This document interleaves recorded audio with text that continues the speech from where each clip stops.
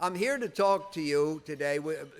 My hosts and I selected a presentation that I'll use to kick off today's session, entitled Investing in a Low Return World. And hopefully you might find some of it interesting, and hopefully it'll set the scene for some good Q&A to follow. And we will have time, so I hope you'll all work on your questions while we speak. What has been the dominant characteristic of the financial environment over the last 10 years? And the answer is low interest rates. Generally speaking, I mean, the all-time lows of interest rates were hit during that period, and interest rates, while having been raised in recent years, are still extremely low. The impacts of that is to raise the discounted cash flow of most businesses, to increase the value of businesses, to provide a wind at the back of many businesses, to encourage economic results, all those things. That's why the central banks of the world lowered interest rates 10 plus years ago to fight the global financial crisis. And of course, it did work. But that has left us with an investment environment characterized by low interest rates, and that's the reason for talking about them today. So I've been saying for some time, I still believe that today the uncertainties are unusual in terms of number, scale, and insolubility, things like geopolitics, et cetera. The prospective returns in many asset classes are historically low because of the low interest rate environment. Asset prices range from full to high, depending on which asset category you're talking about, and pro-risk behavior is widespread.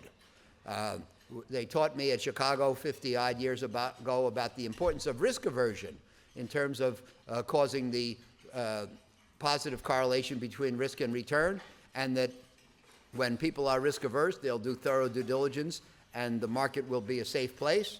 But sometimes they forget to do that. They engage in pro-risk behavior and the environment becomes more risky.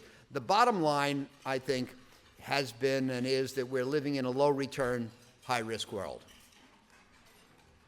Some of the environmental indicators over the last couple of years include the 10th year of an economic recovery, the longest bull market in history, the ascendant super stocks, the FANGs, strong demand for corporate credit, money flows into emerging market debt, record fundraising for private equity, the onrush of capital for tech and VC investing, and interest in cryptocurrencies. And I think that these are the important hallmarks of the last couple of years. And what do they mean? We were talking about that before, right? What does it mean? What it means to me is that the markets over the recent years have been shaped by optimism, trust in the future, faith in investing and investors, a low level of skepticism, and risk tolerance, not risk aversion. So the first question is, do you agree? You should ask yourselves, does this guy know what he's talking about, or is he exaggerating, or has he left out a bunch of things to color his presentation? These are the things that I think are reflected in these things. These things have to be present for these things to happen, in my opinion. My point is that attributes like these do not contribute to a positive climate for prospective returns and risk. The increase of optimism, the increase in risk tolerance, the low level of skepticism contribute to asset appreciation. But of course, that asset appreciation does not render the world safer. We have to be cognizant of that. Why are prospective returns low? Again, at Chicago, it all starts here at Chicago for me back in '67. And I learned about the capital market line. And it begins over at the left with the risk-free rate with zero risk. And it proceeds up and to the right to offer investors a potential risk premium as an incentive for bearing incremental risk. That's how the market works. Now, I'm going to take a minute out, since I think I have plenty of time today, to say, you ask most people, what does this slide mean? think about it for a minute. Ask yourself, what does this slide mean? Okay, time's up. What most people would say, in my opinion, is two things. Number one, riskier assets have higher returns. And number two, if you want to make more money, the way to do it is to take more risk. Everybody agree? I don't get any agreement? Okay.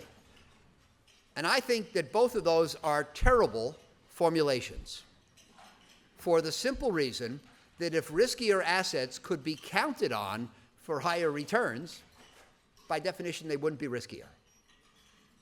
So that's a fallacy. And if you are guilty of that fallacy or have been consciously or unconsciously guilty of that fallacy, I think you should check your reasoning. Riskier assets cannot be counted on for higher returns. In my opinion, what this relationship means is different. What it means is that assets that appear riskier have to appear to offer higher returns. They don't have to deliver. So the important thing is to keep that distinction in mind. But anyway, most of the time, the market does look like this. Longer bonds have higher yields than shorter bonds. Low quality bonds have higher yields than safe bonds. Stocks have higher expected returns than high quality bonds, and alternative investments offer higher returns than equities. They merely don't have to deliver. So we get a dialogue, and it goes like this. And let's go back 20 years to 1999. I wrote a memo about this back in 2004. I'm still quoting from it. I've gotten a lot of mileage from it. It's called Risk and Return Today. And what I observed in 2004 is back in force today, I believe. So people would say, well, I can get 4% with no risk in T-bills. If I'm going to buy the 5-year Treasury and tie up my money for 5 years, I need 5%. If I'm going to buy the 10-year, I need 6%. If I can get 6% with no risk in a 10-year Treasury, I need 100 basis points more to buy corporates with credit risk, so that's 7. If I can get 6 in 10-year Treasuries, I'm not going to go into high yield unless I can get 11. And that's the fixed income world. And if I can get those kind of returns on fixed income, I'm not going to buy quality stocks unless I think they'll return 9. NASDAQ, I need 10. And by the way, if I can get those returns from public securities, I'm not going to develop real estate unless I think I can make 14, or go into private equity unless I think I can make 20, or venture capital unless I think I can make 30. So all along the line, you get people saying, in order to take incremental risk, I need the expectation of incremental return. Nothing could make more sense. And that is the way the world was back in 1999. Then we had this thing called the global financial crisis, and the central banks pulled down the risk-free rate from 4 in 99 to about 0. In some countries, of course, short-term rates went negative in order to stimulate economies, recapitalize financial institutions. And when the risk-free rate was pulled down to 0, everything else followed. And now it goes like, well, if the return on cash is 0, I'm not going to tie my money up for 5 years unless I can get 1. 10 years, I got to have 1.5, and so forth. I wouldn't buy high grades unless they paid 3. I wouldn't buy high yield unless it paid 6, and so forth. So you can see that the demanded returns, all investing is relative. The decisions are relative decisions, and so all of the decisions are still sane in relative terms, but taking place at lower levels in terms of prospective returns. So this is the reason why prospective returns are low today, and this is, of course, as I say, I think the most important single characteristic of the financial environment over the last decade. Now,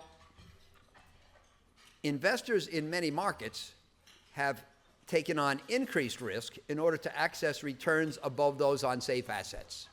So the person who like me, all the money I had in 06, 07, I was concerned about the environment, so I took all the money that I had outside of Oaktree and I put it into treasuries. 1, 2, 3, 4, 5, 6-year treasuries. It's called a laddered portfolio for those of you who are in the bond business, and it is the dumbest form of investing known to man. You have this progression of yield of maturities. The closest in one matures, it goes to the back of the line. You always have a portfolio which has 1, 2, 3, 4, 5, 6-year maturities. You always have some money coming due within a few months, and you can't make much, but you can't lose. And the yield on that portfolio was over 6 back in 07. And of course, today, it would be over 2. So most people, I meet with pension funds and endowments and insurance companies, and they can't invest for 2, 3, 4%. Many of them need 7 or 8. So that means you can't do much in the low return, safe assets that you used to invest in. So people have had to push out the capital market line in pursuit of tolerable returns in the low return world. That has caused there to be a lot of money chasing limited opportunities in the risk markets, the safe, close-in markets, the government bond market, high-grade bond market, even the stock market, are by definition much larger than the alternative markets of real estate, private equity, venture capital, and so forth, and even private credit. And so you've had a lot of money moving from the safe asset classes to the risk asset classes, and when a lot of money hits a small asset class, we know what happens. And I believe that as a result of the demand for returns, well, let me say this. In 07, February 07, I wrote a memo called The Race to the Bottom. And I said in there that the market for buying investments or making loans is like an auction house. And when an opportunity goes up at an auction house, it goes to the person, the highest bidder. The highest bidder is, by definition, the person who is willing to accept the least for his money. And the same is true of the securities markets. I want to buy some stock. I want to pay 32. Josh says he'll buy it at 32 and a quarter, and Tom says he'll pay 32 and a half. I don't get any. Tom gets the stock. He's the highest bidder. But of course, he gets a worse deal than I would have got at 32, but he makes the investment. The trouble is that when there's a lot of money in investors' hands and they're hot to trot to put it to work, then the bidding maybe goes too far. And in the credit markets, people bid up the price, which means they bid down the yield and they bid down the safety. That's the way the auction goes. And I believe that the race to the bottom has been underway in the credit markets, and that is to say, investors are competing for the limited opportunities in the risk markets by volunteering for low returns, weak structures, and high risk.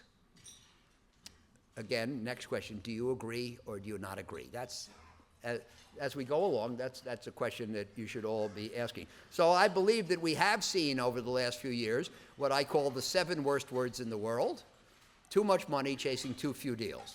And that was the title of my September memo, the 7 worst words in the world. When that's going on, is that going on? Do you think it's been going on? When it's going on, that's troublesome, and you should recognize it and act accordingly. How are high returns achieved?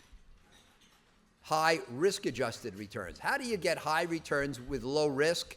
The answer, in my experience, is investors make money most safely and most easily when they do things that other people are unwilling to do. That's the history of my career. I started Citibank's high-yield bond portfolios in 1978 when nobody else would do it, and it was considered unfiduciary and imprudent to buy an investment-grade bond. We started the distressed debt fund at TCW in 1988 when people said, "Are you crazy? You're going to buy the debt of bankrupt companies? How can that end?" Nobody else would do it. That's how you get bargains. When investors are unworried and glad to make risky investments, or worried but investing anyway because the low-risk alternatives are unappealing, which is more descriptive of the last 10 years, asset prices will be high, risk premiums will be low, and markets will be risky. That's the result of too much money and and investors who are too eager. What will help us avoid the extremes of the markets? And the keys to avoiding mistakes are simple. Awareness of history, belief in cycles rather than unabated unidirectional trends, skepticism regarding the existence of free lunches. You know, there just aren't that many opportunities to make a lot of money without risk, regardless of how often they are pandered. Insistence on low prices that provide lots of room for error. And attention to all these things invariably will cause you to miss the most feverish parts of bull markets. You can't have everything, which is when prices go from fair to extreme, but they will also make you a long-term survivor. And I think that's very important. You can't have it both ways. You can't guarantee participation in the appreciation in a heated bull market and be prepared for its reversal. So I wrote my first really cautionary memo of this cycle in July of 17, and I got the rare treat of turning on the TV and watching it being debated. And these are some of the things people said on TV. One guy said the story from Howard Marks is it's time to get out. And I said to him, there's only two things I would never say. Number one is get out, and number two is it's time. Because you know, our industry, our field of endeavor does not permit that level of certainty. I would never say those things. And then you can read for yourself the other things that people said about the memo on TV. But I'll read you the last one. And one guy said, I appreciate Howard Marks's message, but I think now is no more a time to be cautious than any other time. Skip a little. It says, this means that durable portfolios, hedges, cash reserves, etc., there is no better or worse time for any of these things that we can foresee in advance. That's what he said. And I take issue with all the statements up there now, but most importantly, with the last one. We're all, I assume everybody here is in the investment business. What do we do? What do you do? What is your job? Oh, it's to manage money. No. What is the job of the money manager? And the answer, I think, is that everything we do falls into one of two categories: asset selection and cycle positioning. Asset selection is trying to hold more of the things that will do better and less of the things that will do worse.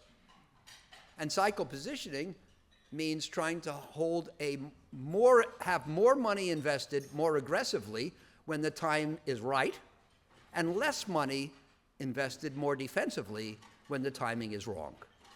Positioning for the cycle. Those are the two things we do. I don't think there's anything we do that doesn't fall under one of those two headings. And accepting that there is no better or worse time for defense versus offense means giving up on the latter, tying one hand behind our back. And I think it's a mistake. I think we can, especially at the extremes, increment our performance by being aggressive at the right time and defensive at the right time. There are times for aggressiveness and there are times for caution. When prices are low, pessimism is widespread, and investors flee from risk, that's the time to be aggressive. When prices are high and enthusiasm is rampant and investors are risk tolerant, that's the time for caution. Which is this? That's the question.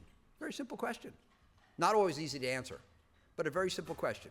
Do you agree that sometimes it's better to be on offense or sometimes on defense?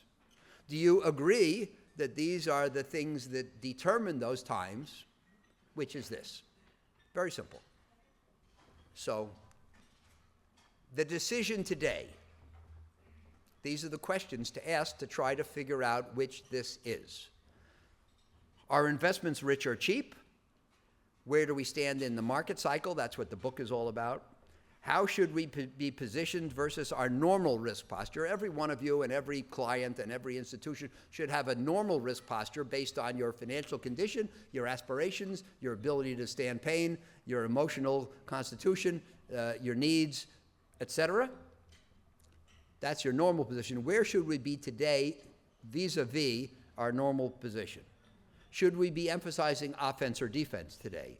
Should we worry more about losing money today or worry about missing opportunity? Now, this is very important. Every one of us in this room faces two risks every day. The obvious risk that everybody knows about and nobody likes is the risk of losing money. The more subtle risk, which not everybody thinks about, is the risk of missing opportunity. Now, you could say, Howard, I want to be sure that I don't ever lose a penny. I don't want to ever have a down day in my portfolio. I couldn't take it. I say, okay, we'll put you all in 30-day bills. You'll never have a down day and you'll miss all the opportunities. But if you say, look, I'm a young guy, I have a big risk tolerance, I know what I'm talking about here, I want to make sure I don't miss any opportunities. Then we say, okay, no treasuries for you. And now you are 100% exposed to the risk of losing money. So the point is you can eliminate either risk, which puts you entirely at the mercy of the other risk, or you can balance them. And what do most people say? Well, I don't want to lose a lot of money, but on the other hand, I don't want to miss all the opportunities. So I'm going to operate in the middle. I'm going to have some risk of losing money and some risk of missing opportunity. And most of us maintain a balance somewhere in the middle, hopefully as is appropriate for our circumstances and our clients' circumstances. And then the next question is, vis-a-vis your normal balance of the two risks, what should your balance be today? Do you believe in trying to change the balance as the environment changes? Or are you just a buy and hold investor? And it's not necessarily wrong, because changing it is not easy to do. Or do you want to give it a try? And lastly, if you go back 10 years ago, it's a great time to be here, because February 22nd of 09, if you wanted to make a lot of money, you only needed two things: money to invest and the nerve to invest it. That's all you needed. You didn't need a lot of brains. You didn't need selectivity, caution, conservatism, discipline, patience, agility. All you needed was money and nerve. And if you had those things over the last 10 years, you've made a ton of money. Does that mean that money and nerve is the formula for success in the investment business? No, because if you had money and nerve in April of 07, you lost a lot of money. You bore the full brunt or more of the global financial crisis, and maybe you got knocked out of business. That's when you needed caution, conservatism, risk control, patience, selectivity, and discipline. So the point is, there are different tools for different climates. Which is this: money and nerve today, caution and conservatism today. And Oaktree's mantra over the last several years has been move forward but with caution. I don't think that asset prices are so high. I don't think the outlook is so bad that you should practice maximum defense. And the return for being in ultra-safe assets is unacceptably low for most of us. But on the other hand, I don't think that prices are low enough or the outlook is good enough to be practicing sheer aggression. I don't think there's any place for aggressiveness in today's market. So that's where we came up with this balance of move ahead but with caution. We're investing every day. We're basically fully invested and trying to stay that way, but with a portfolio that is biased toward defense, not offense. Biased vis-a-vis our norm. So, how should you invest in a low-return world? And I've come up with 6 possibilities. I put them up here, and I'm not aware that there are any others. Number 1, invest as you always have and expect your historic returns. Well, that's actually a fake, because nothing, in my opinion, offers the return that it historically has offered. So that's a red herring. I just want to make sure I had your attention. The second one, invest as you always have and settle for today's low returns. That's more like it. That's more realistic. That's more prudent. It's just not much fun. And for many organizations, it doesn't fit the business plan. The third is to reduce your risk to prepare for a market correction and accept still lower returns, and that's even less fun. The fourth is to go all the way towards defense, go to cash, accept a return closer to zero, and wait for a better environment to put that cash to work. That's very challenging because, going to cash is an extreme action for an active investor.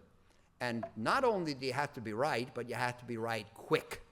Because if it takes you 2 years to be right, you'll have dug a hole that if the market keeps going up in those 2 years and you were wrong to go to cash, you'll have dug a hole so deep you may never get out of it. And by the way, you may not have a shovel anymore because you may have lost your job. So that's number 4. Then there's number 5, which is to do the opposite, to take on more risk in the low return world in order to try to get the returns that you used to get with safety. That has obvious merits and demerits. And number 6 is to put more into what you would call special niches and special people. That is, bet more on alternatives, non-market, private, and hopefully skilled managers. Now, the important thing is that none of these alternatives is completely satisfactory. Every one has a downside, including number 6, because you go into special asset classes with what you believe are special managers, and you expose yourself to manage your risk. The risk that you thought you were finding somebody with alpha, but he or she actually turns out to have negative alpha and underperforms. So, as I say, none is completely satisfactory, but I think there are no others. So now let's talk about pursuing superior returns through number 6. According to the efficient market hypothesis, which I was taught here at Chicago, there are no mispricings to find and no such thing as the skill to find them. That is to say, you can't beat the market. You can't have alpha. You can't contribute through active management. And that means that an investor's return will be nothing but the product of the market's performance and the portfolio's degree of sensitivity to that market performance, systematic risk, or what we call beta. Market times beta. Performance is alpha, manager skill, plus beta times the market's return. Efficient market hypothesis is there is no such thing as manager skill, so it's all beta times the market. And if that's true, then the only way to try for a higher return in an efficient beta market is to take on more risk. And for the reasons described earlier, today's beta markets generally offer unusually low prospective returns. You have to decide for yourself whether you accept these as the premises. There are really only 3 ways to strive for high returns in a low return world. Increase your risk, as just described. Rely on getting lucky, or locate inefficient markets where it's possible to profit from alpha or personal skill, and of course, locate managers who have that alpha. The mere fact that a market is an inefficient market, and by the way, I believe that A, there are no markets which are perfectly efficient, and B, there are markets which offer inefficiency. That's the ones we try to work in. But people say, oh, I'm going into XYZ because it's an inefficient market. Merely going into an inefficient market does not mean they hand out money. It doesn't mean that everybody goes into that market and makes an above average return or an above average risk return, risk adjusted return. What it means is that unlike the efficient markets, where there's no such thing as skill or unskill, and as a consequence, everybody performs about the same in the long run. In the inefficient markets, their prices deviate from fair value, so there is scope for a superior manager to do above average through the application of alpha, or an inferior manager to perform below average due to the presence of what you might call negative alpha. So these are the ways to have superior returns. And I believe that in order to participate in active management, which is why I suppose we're all here, who here manages an index fund? Not too many. Okay. So we're all active managers. We all think that we can make value accretive decisions. In order to do active investing, it has to be based on the belief that A, markets exist that are less than fully efficient, that offer the possibility of superior risk-adjusted returns, and B, there are people with the skill to identify the bargains and add value by actively managing assets. If you don't believe both of those two things, then you shouldn't be an active manager. But pursuing alpha is not risk-free. Engagement in active management has to be based on the belief that those two things exist. But pursuing alpha is not risk-free. Inefficiency only means that asset classes, as I mentioned, are able to deviate from fair value, not that they're always bargains. Assets can be overpriced as well as underpriced in an inefficient market. Clients count on alpha managers' abilities to tell the cheap ones from the expensive ones. The potential for choosing the wrong managers introduces manager risk into the equation in the inefficient market categories. Thus, there is no surefire way to access high returns in a low return world, even in alpha markets, as should be expected. One of the underlying beliefs of my philosophy, and I hope of yours, is that most of the time they don't give away money for nothing. That's what the efficient market hypothesis really says. But the question is, will you try? And that's what I wanted to tell you today and kick off the discussion. And that only took a half an hour. So we have half hour for questions if you're loaded. Who's got the first one? Yes. Wait, I think there's a mic coming. Wait a second. Thank you, Kim.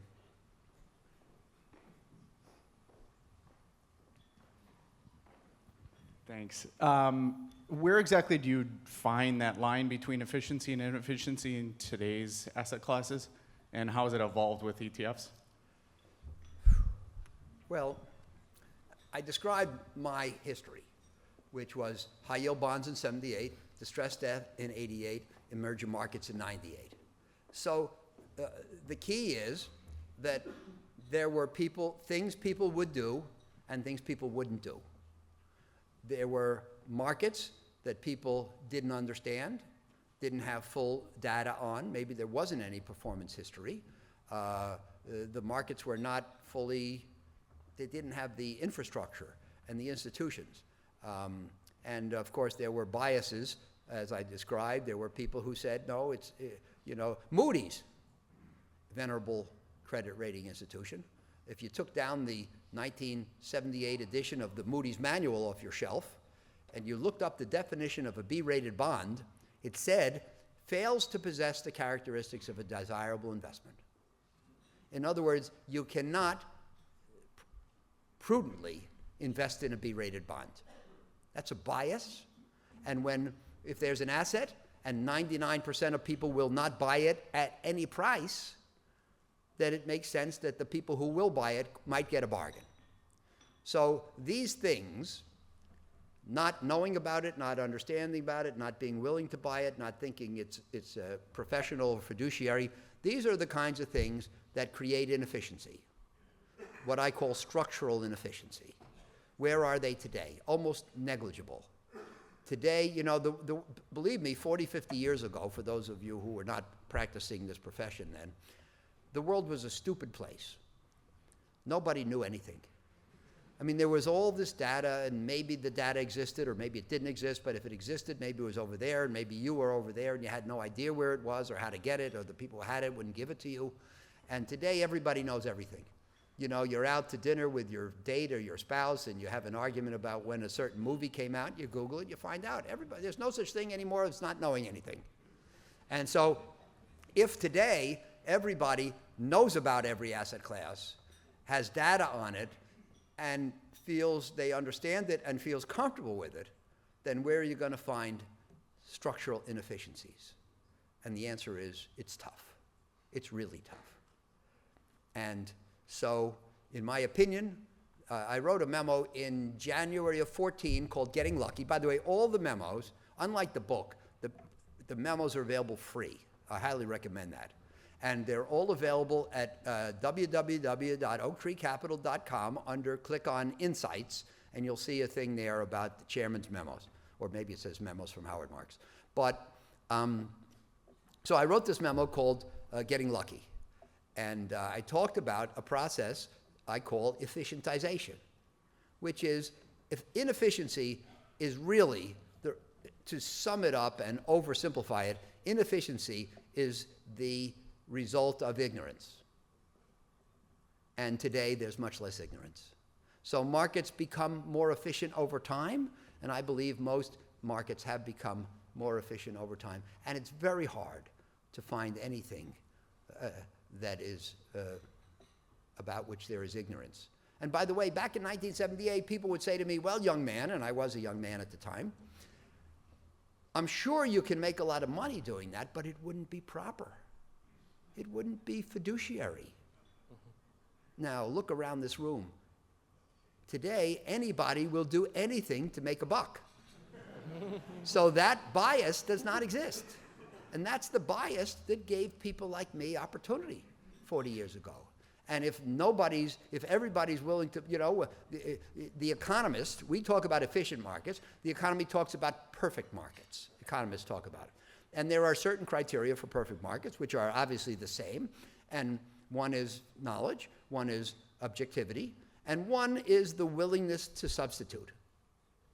So in other words, oil and gas will be priced in a standard relationship to each other as long as everybody is willing and able to go from oil to gas and gas to oil. They will equilibrate their prices. That's what efficient markets do. And today, people are willing to invest in any market. So it's really hard to think of where you're going to get a free lunch. However, I do go on in the memo to say that while structural inefficiency is hard to locate, from time to time we get cyclical inefficiency, which is to say from time to time people lose their objectivity and they value assets too low, in which case we can get bargains if we resist the error of their psychology. And sometimes they like assets too much, and the prices are too high, and we can make easy money by shorting them if we can resist the error of the common psychology. So I think it's really hard to find structural inefficiency today. From time to time, we find cyclical inefficiency. And I can't tell you where the dividing line is, and it's never the same. And by the way, one of my, I'll say, competitors came out with a very clever statement about 4 years ago. He said, everything with the QSIP is overpriced today. So what he was saying is that all public securities are overpriced because they're too easy to invest in. So, but by implication, private investments are not overpriced.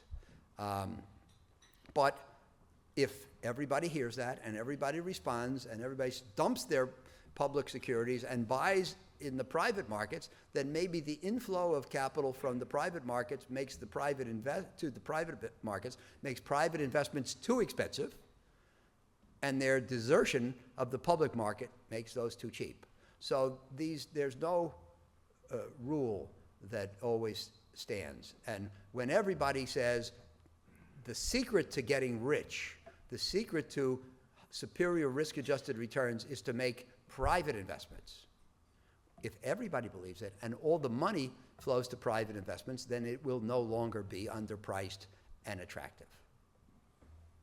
Hi, Mr. Marks. Thanks a lot for speaking to us. My name is Alex. I have a quick question. So how do you distinguish between minding the cycle and market timing?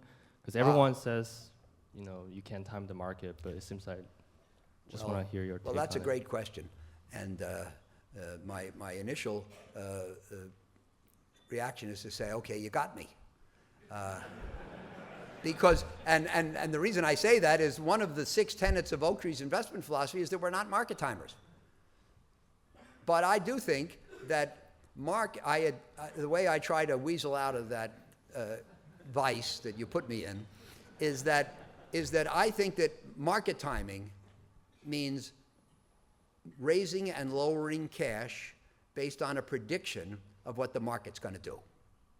And we don't usually raise or lower cash and we never make a prediction of what the market's going to do.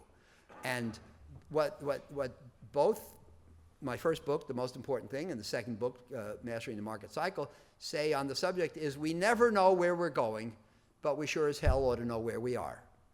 I do not believe in forecasts. And you know, my hero, John Kenneth Galbraith, said we have two kinds of forecasters, the ones who don't know and the ones who don't know they don't know. So one of the tenets of Oaktree's philosophy is that our investment decisions are not driven by macro forecasts. We don't have an economist on staff. We don't invite economists in to tell us what GDP is going to do next year. We base our decisions on where we are in the cycle of that business, in the cycle of the economy, in the cycle of the market, psychology, and attitudes towards risk, and in the capital market cycle. There are a lot of cycles that bear on our decisions. We try to have a sense of where we are. Very important, but everybody recognize the book is fully open on this subject. Knowing where we are doesn't tell us what's going to happen tomorrow. Because for example, as we've seen in recent months, from any point on the cycle, the market can go up, down, or flat. The fact that securities are overpriced doesn't mean they're going down tomorrow. The fact that they're underpriced doesn't mean they're going up tomorrow. From any point on the cycle, they can go up, down, or flat. Does that mean that all three are equally likely? No. Where we are in the cycle determines the odds, or what I call in the book the tendencies. And so by understanding where we are in the cycle, I believe we can get the odds on our side, but not provide perfect certainty that we're right.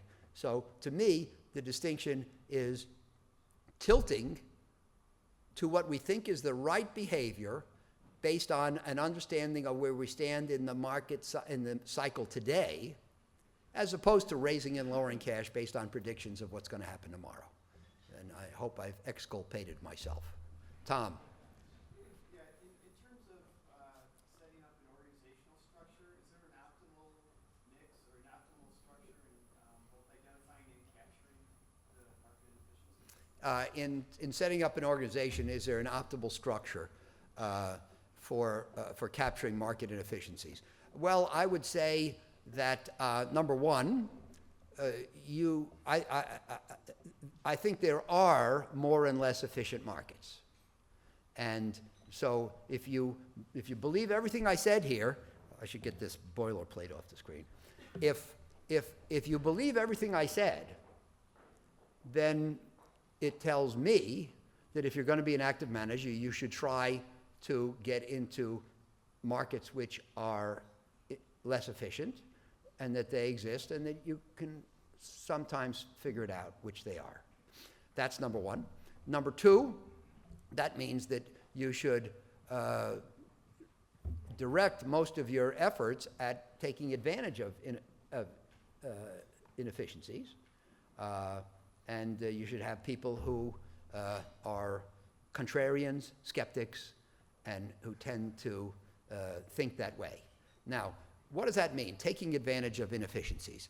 Well, Mark Twain, I think it was, said that the definition of a profession is a conspiracy against the laity, because professions tend to use big words to describe the things they do, and the academics at University of Chicago came up with this word inefficiencies as the things we should try to capitalize on back in the early 60s. I use the word mistakes. If you can find a security which is underpriced relative to its intrinsic value and relative to other securities relative to their intrinsic values, then what you're really doing is you're finding a mistake.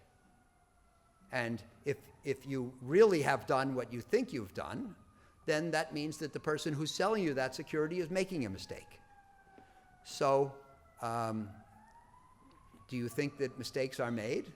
Do you think that you're smart enough to be the one who finds them rather than the one who commits them?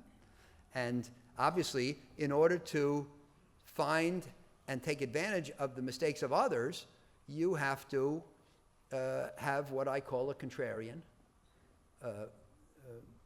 way of thinking. My first book, the first chapter in the first book, the first book is called The Most Important Thing. And I would find myself in my clients' offices saying, the most important thing is to not lose money. And then 5 minutes later, I would say, the most important thing is to buy cheap. And then 5 minutes after that, I would say, the most important thing is to understand the risk you're taking.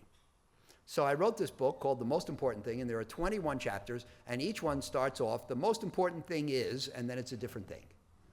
Because there are many, many things in our business which are not only most important, but absolutely essential. And you have to do them all. It's like a brick in the wall. You can't dispense with any of them. But the first chapter says the most important thing is second-level thinking. If you think the same as everybody else, you're going to act the same. If you act the same as everybody else, you're going to perform the same. And that's not a very good performance formula for being a superior investor. If you want to be a superior investor, you have to think different from others. You have to act different. And maybe then you can have different performance. And then the only question is your performance different and right or different and wrong relative to the average. But clearly, if you think the same as everybody else, you can't outperform. So you have to have an organization which is based on what I consider second-level thinking, which is thinking different from others and better. So when my son was studying investing, and he would come to me and he'd say, Dad, I think we should buy Ford stock because Ford is coming out with a great Mustang, and they're going to make a lot of money. And I would say to him, my answer was always the same because I feel by repetition you can get your lessons across. So my answer to him was always the same. Who doesn't know that? If Ford's going to come out with a great Mustang and it's going to be a killer car and it's going to make a lot of money, but everybody who follows Ford knows that, then that piece of knowledge is not profitable. So in order to outperform others, you have to know something they don't know. You have to look at things in a different way than they look at them. Second-level thinking, different and better. And just one brief example. The first-level thinker says, this is a great company, we should buy the stock. The second-level thinker says, it's a great company, but it's not as great as everybody thinks, we should sell the stock. And that's the thing I hope you'll think about. Yes, there's one over there. Yeah, hi, my name is Gene Coleman, and I would like to ask you a question. It's only your personal opinion, if you can answer it. Do you think Fed will raise interest rates? If yes, how many times this year and next year? And what do you think GDP will be this year and also next year? Only based on your opinion. I don't really care about anybody else. Well, you might have missed the part when I said I don't believe in forecasts. Not only do I not believe in forecasts, I especially don't believe in my own. I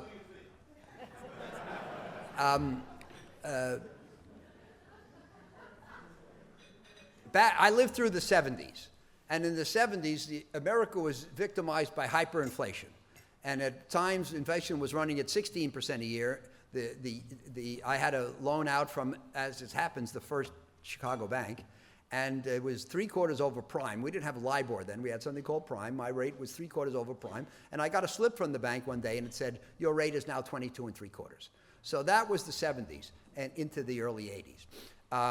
And nobody could figure out how to get inflation under control.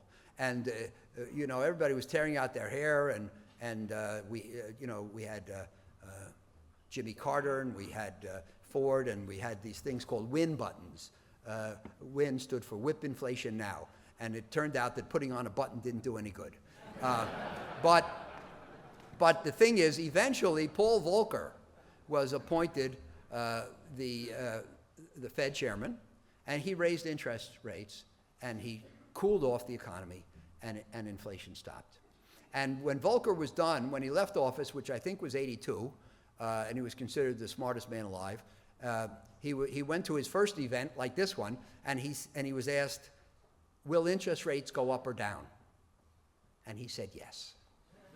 And that's my answer to you. And as I say, I don't believe in forecasts, and especially my own. Now, having said that, 6 months ago, everybody was sure that interest rates were going to go up a lot, fast. And now, because Powell got some worries about the future of the economy, he cooled it with the interest rate increases, and now everybody thinks he's going to be a dove, and he's going to support the market, the economy and the market by not raising interest rates. And the only thing I would say in answer to your question is I think that he will raise interest rates more than people think. That's my guess, because I think there are a lot of reasons why we should have interest rates above today's. So I hope I sidestepped that question. Hi. You. Hello. Oh, sorry. Hi. You mentioned that we're in a low return environment, and I can certainly understand that with respect to bonds, because any bond I buy today has a yield to maturity that's quite a bit lower than it would have had 20 years ago. But is that true of stocks? Because stock PEs aren't demonstrably higher than they were 20 years ago. Do stocks and bonds have different cycles, and where are we in each cycle? Well, on the one hand, of course, they can diverge. But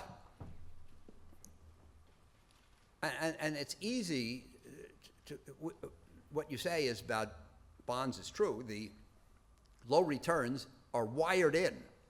If you buy a 3% bond, you shouldn't expect 6% return to maturity. You might get lucky and have a 6% year, but not to maturity. Stocks, which do not have a wired return, seem on the face to be freer to diverge from their returns, to have a return different from that of bonds. What you say has a lot to recommend itself. The PE ratio on the S&P is 16 or 17 today. The post-war average is 15 or 16. Stocks are not priced much higher than they historically have been, and historically the S&P has produced a return of about 9% a year on average. So is it possible that the 10-year Treasury will yield 2.75 for the next 10 years, but that stocks will return 9? Is, I think, your question, and or 8. And the answer is yes, it's possible. And there's good arguments to be made that that's the case. Now, most people don't think that stocks are set up to return 8 or 9 in the coming decade. I think one of the main reasons being that historically stocks have given 8 or 9, but in the old days, the economy grew faster than it's growing today, or than the outlook calls for. And it seems to me that in the 1945 to 2000 to 95 or 2000 period, the economy grew faster. It had the benefit of the catch-up from World War II, the professionalization of a lot of industries, and a lot of technological and productivity gains that are not going to be repeated in the coming decades. But I might be wrong. There's this theory called secular stagnation, and then there are the people who don't believe it, and I lean to it a little more than I lean against it. So it's true that stocks are not much overpriced relative to history, relative to the PE ratio, but you might be paying a slightly higher PE ratio than history for slightly lower growth than history, which is not that good a deal. Anyway, most people seem to think that stocks will return 5, 6, or 7 in the coming years.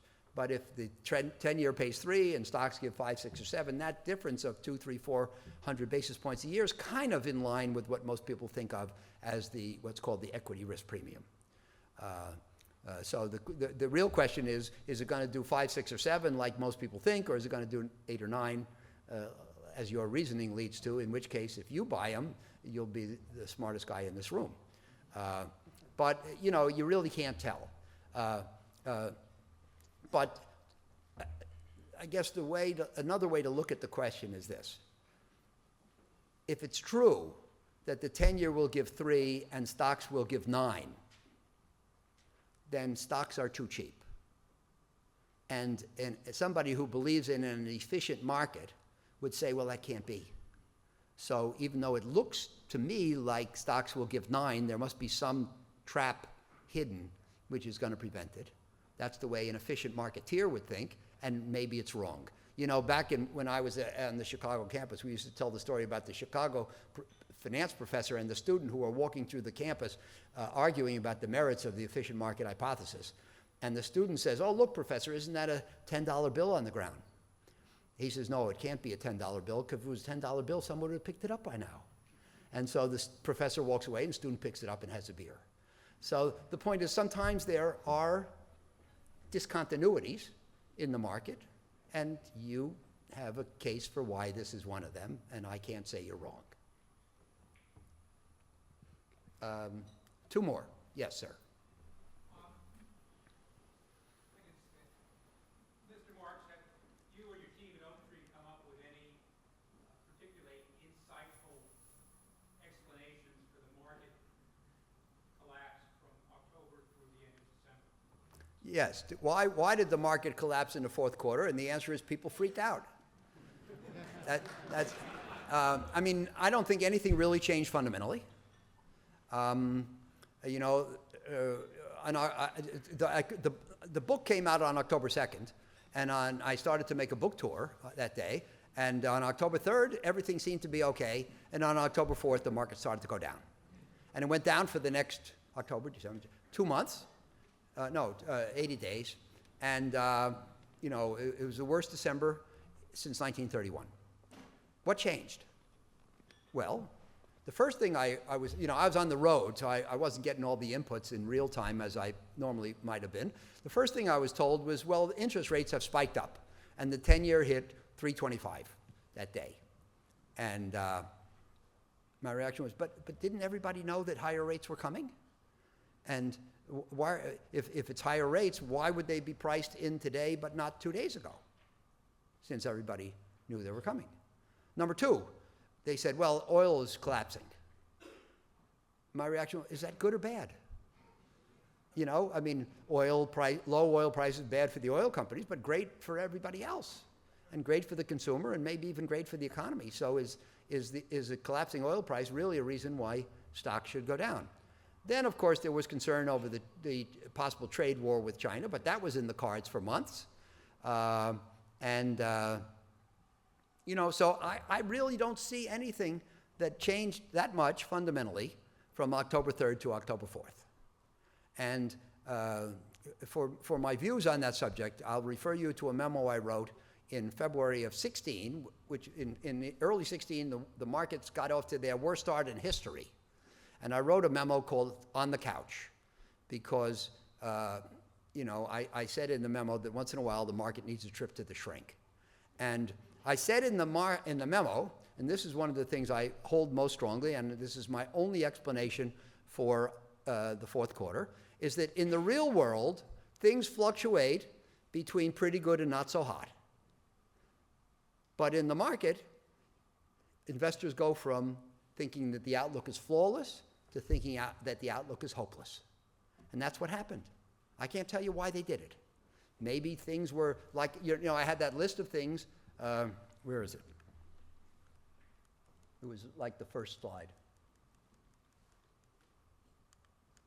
I had that list of things that incorporated positive expectations, and maybe some critical mass of investors said, you know what, maybe we've been too positive. And they turned negative. That's all I can tell you. Doesn't make any sense, but that's what the market does. Oh, by the way, so I put out that memo on a Thursday, and on the next morning, I went on Bloomberg to talk about it, which is what I usually do when I put out a memo. And they kept saying to me, well, the market is down. Isn't that a sell signal? The market's down. Isn't that a sell signal? And so I ran back to my office. I wrote another memo entitled, What Does the Market Know?, which I put out, I think, 3 days later. And the market doesn't know anything. The market is just made up of a bunch of people. And it is not any smarter collectively than the people are individually. And the people freaked out. By the way, what were the reasons for the declines in February 16? Anybody have a good memory? Interest rate rise, oil prices down. And then there was a fund called the Third Avenue Fund that melted down. And it turned out that they had a portfolio of illiquid credit investments, but had promised liquidity to their investors, which is a combination that often ends in sorrow.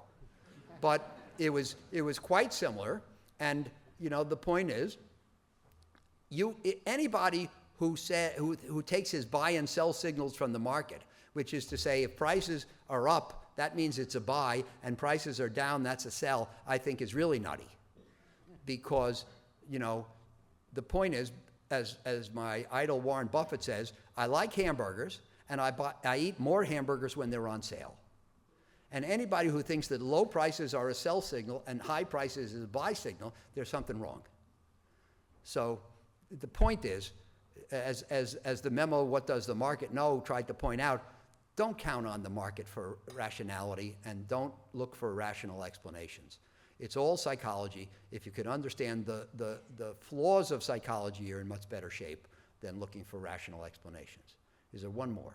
Yes, here. Ms. Marks, I think ever since your book came out last October, I have anecdotal evidence that it has become a consensus in the market when I watch the finance news media, that everybody seems to agree that we are really in the late stage of the cycle.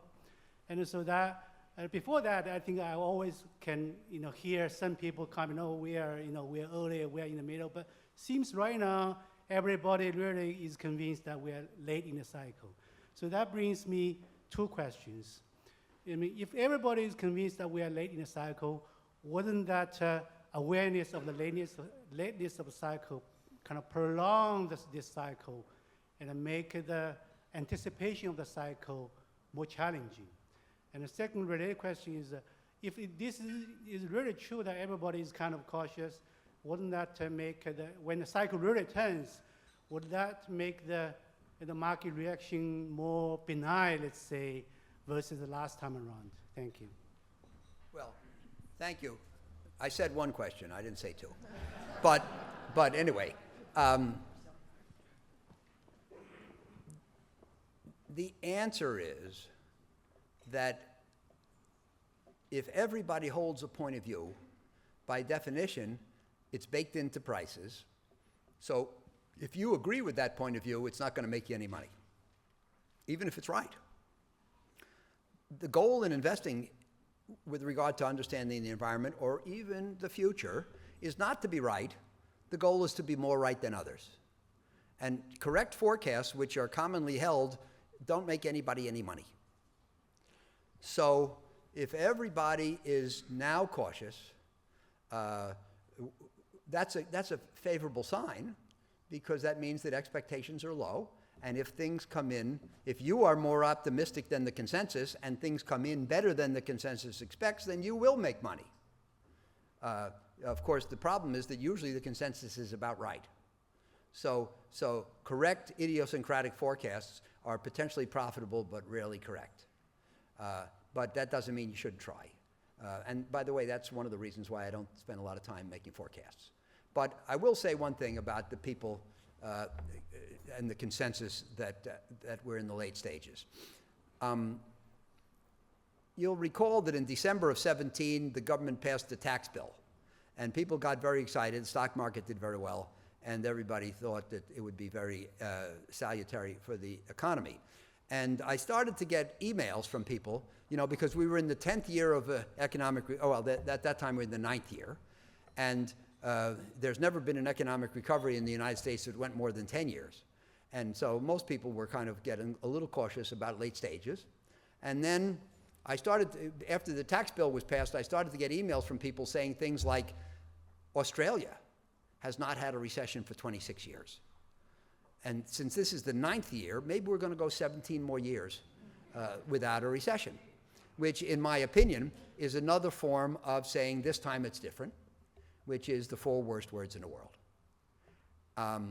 Anyway, so all these people started to think, well, maybe we're not going to have a recession, maybe we'll never have a recession, maybe it's not going to come for 17 years or 5 years or 10 or whatever it might be. And then, of course, the market proceeded to do very well based on that optimism. And the trouble was that in the fourth quarter, all the people who said no recession for 17 years said next week. And that's why the market did so badly in the fourth quarter. So the point is, as I say, forecasts swing much more radically than reality swings, and it's desirable. So that leads us to the issue of being a contrarian. And it's important to be a contrarian, except that it's not always the right thing to do. And there are a lot of people who say, oh, contrarian. Well, what contrarian means is you do the opposite of others. No.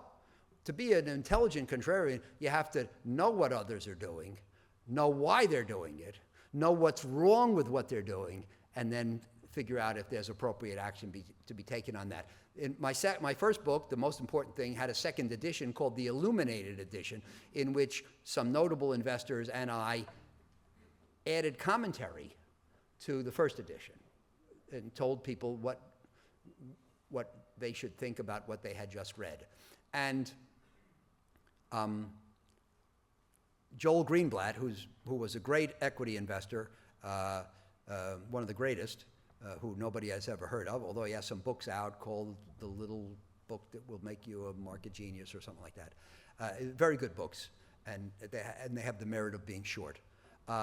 Joel put in on the section on contrarianism, just because 5 other people will not stand in the path of an oncoming Mack truck doesn't mean you should. So contrarianism is not just a matter of doing the opposite of others, it's a matter of taking advantage of mistakes, and it has to be done on an understanding. And I hope that helps. Thank you for having me today. It's been great being here.